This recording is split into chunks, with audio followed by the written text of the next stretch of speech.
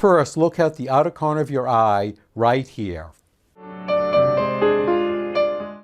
Now come down. You'll be going over the cheekbone.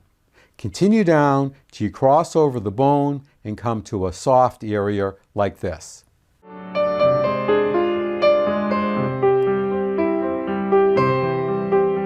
Right here. On the skull model, the cheekbone is right over here, and the soft area below it is right here. Push in until you find a point that is sensitive, sore, tender, or painful. That is the point.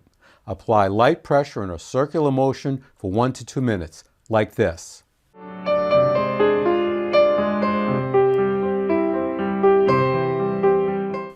Inhale and exhale slowly as you massage this point.